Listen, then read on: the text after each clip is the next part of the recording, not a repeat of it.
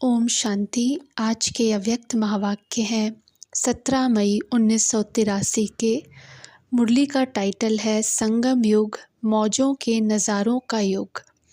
राजाओं का भी राजा बनाने वाले बेफिक्र बादशाह भाग्यवान बच्चों के प्रति बाप दादा बोले, आज बाप दादा अपने छोटे बड़े बेफिक्र बादशाहों को देख रहे हैं। संगम युग पर ही इतने बड़े से बड़े बादशाहों की सभा लगती है। किसी भी युग में इतने बादशाहों की सभा नहीं होती है।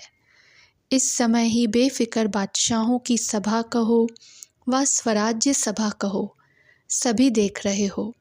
छोटे बड़े यही जानते हैं और मानकर चलते हैं कि हम सभी इस शरीर के मालिक शुद्ध आत्मा हैं। आत्मा कौन हुई? मालिक, स्वराज्य अधिकारी।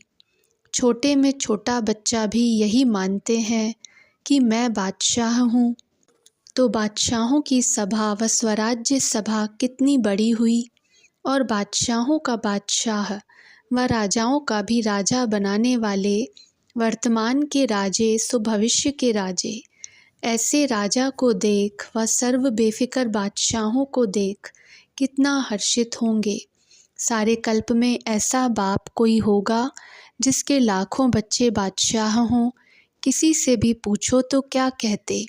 नन्हा सा बच्चा भी कहता, मैं लक्ष्मी नारायण बनूंगा।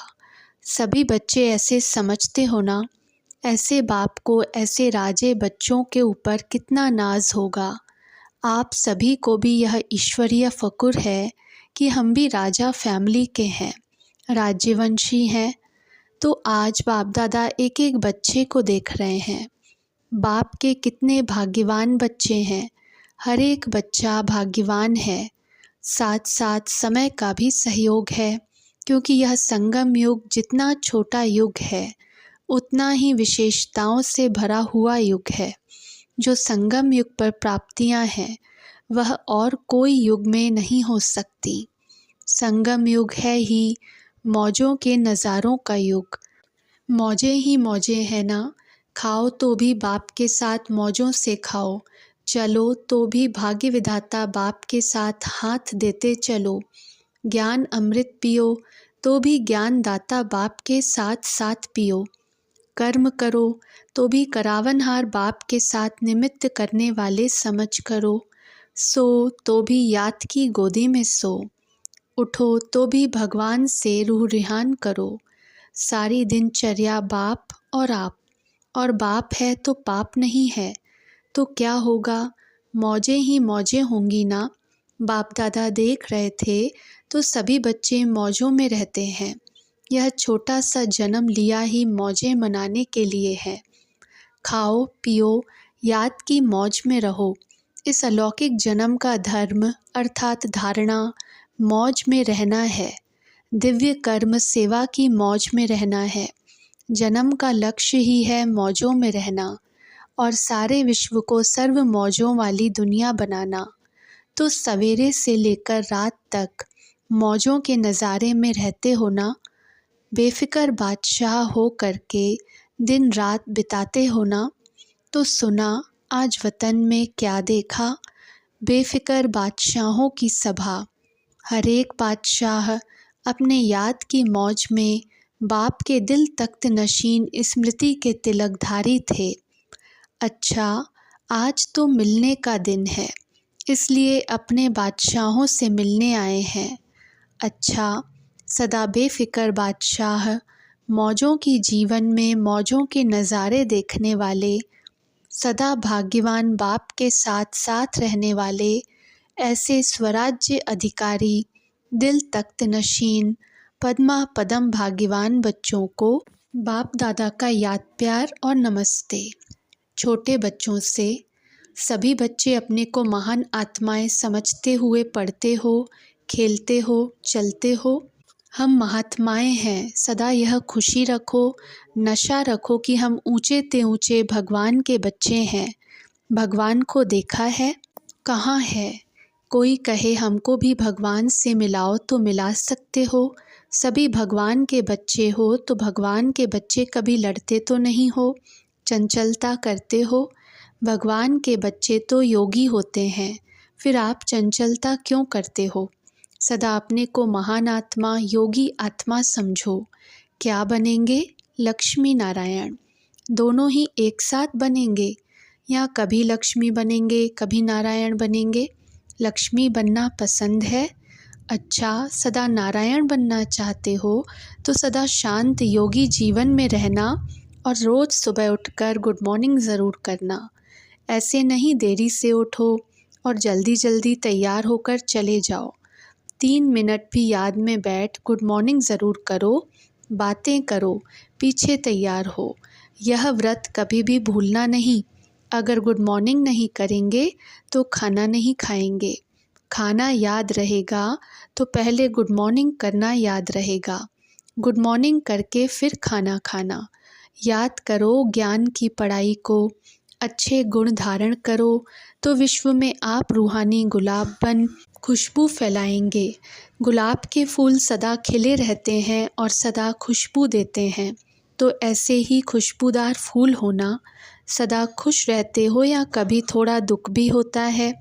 जब कोई चीज़ नहीं मिलती होगी तब दुख होता होगा, या मम्मी डैडी कुछ कहते होंगे तो दुख होता होगा। ऐसा कुछ करो ही नहीं जो मम्मी डैडी कहें। ऐसा चलो जैसा फरिश्ता चल रहे हैं। फरिश्तों का आवाज़ नहीं होता, मनुष्य जो होते हैं वह आवाज़ करते हैं।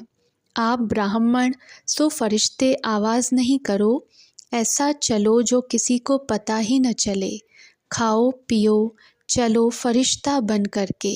बाप दादा सभी बच्चों को बहुत बहुत बधाई दे रहे हैं।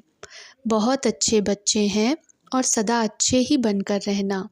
अच्छा, बच्चियों से कुमारी जीवन की क्या महिमा है? कुमारियों को पूजा जाता है क्यों? पवित्र आत्माएं हैं, तो सभी पवित्र आत्माएं पवित्र याद से औरों को भी पवित्र बनाने की सेवा में रहने वाली होना। चाहे छोटी हो चाहे बड़ी हो, लेकिन बाप का परिचय तो सभी को दे सकते हो ना। छोटे भी बहुत अच्छा भाषण करते हैं। बाप दादा सबसे छोटे से छोटी कुमारी को बड़ी स्टेज पर भाषण करने के लिए कहें तो तैयार हो? संकोच तो नहीं करेंगी, डर तो नहीं जाएंगी। सदा अपने को विश्व की सर्व आत्माओं का कल्याण करने वाली विश्व कल्याणकारी आत्मा समझो। रिवाजी साधारण कुमारियाँ नहीं, लेकिन श्रेष्ठ कुमारी। श्रेष्ठ कुमारी श्रेष्ठ काम करेंगी ना। सबसे श्रेष्ठ ते श्रेष्ठ कार्य है बाप का परिचय दे, बाप का बनाना। दुनिया वाले भटक रहे हैं, ढूंढ रहे हैं, और तुम लोगों ने जान लिया, पा लिया। कितनी तकदीरवान भाग्यवान हो, भगवान के बन गए। इससे बड़ा भाग्य और कुछ होता है? तो सदा भाग्यवान आत्मा हूँ, इसी खुशी में रहो। यह खुशी अगर गुम हुई तो फिर कभी रोएंगे, कभी चंचलता करेंगे।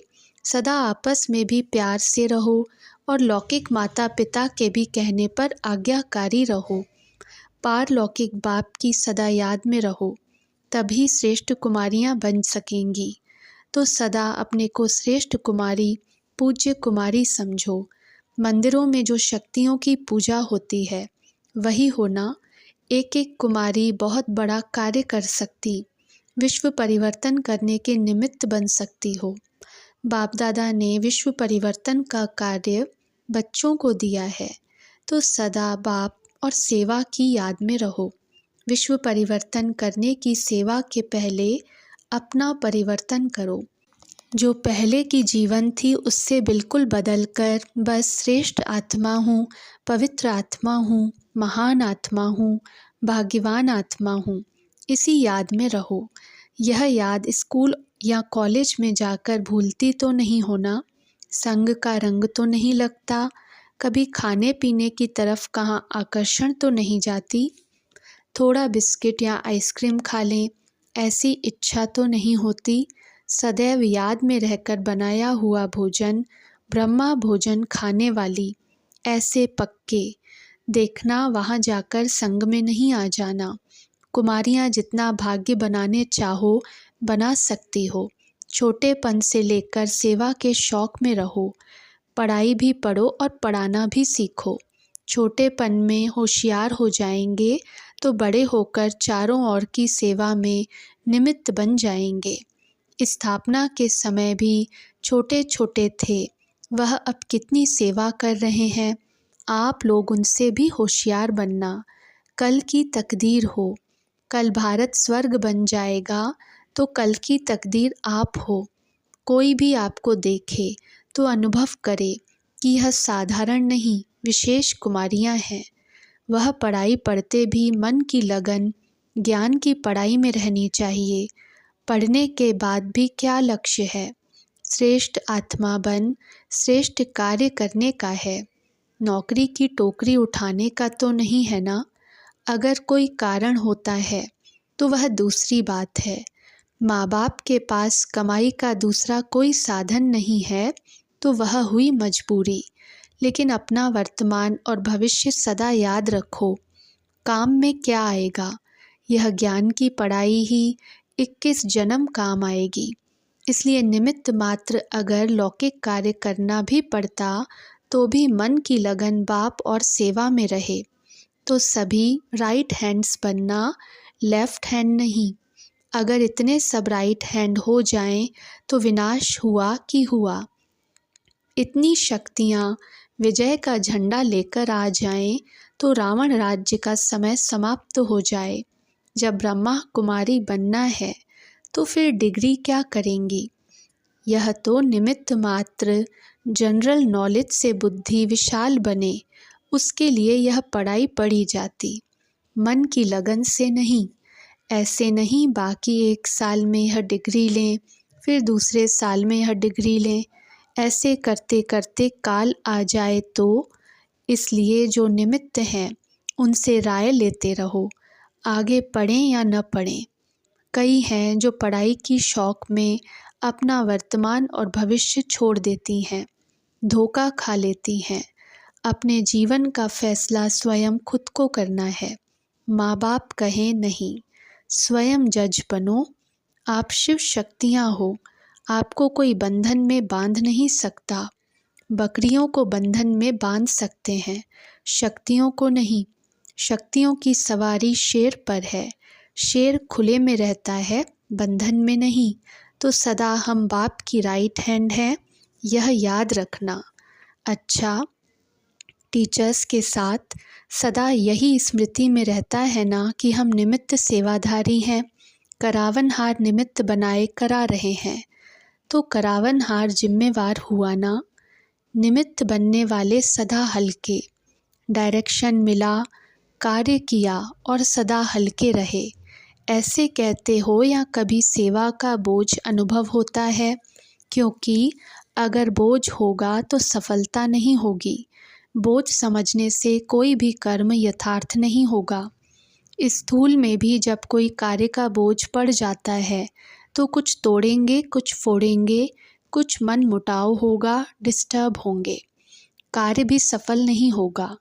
ऐसे यह अलौकिक कार्य भी बोझ समझकर किया तो यथार्थ नहीं होगा, सफल नहीं हो सकेंगे। फिर बोझ बढ़ता जाता है। तो संगम युग का जो श्रेष्ठ भाग्य है हल्के हो उड़ने का, वह ले नहीं सकेंगे। फिर संगम युगी ब्राह्मण बन किया क्या? इसलिए सदा हल्के बन निमित्त समझते हुए हर कार्य करना, इसी को ही सफलता मूर्त कहा जाता है।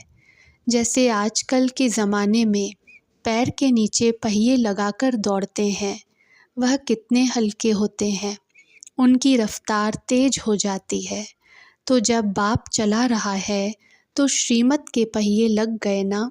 श्रीमत के पहिए लगने से स्वतः ही पुरुषार्थ की रफ्तार तेज हो जाएगी। सदा ऐसे सेवाधारी बनकर चलो, ज़रा भी बोझ महसूस नहीं करो। करावनहार जब बाप है तो बोझ क्यों?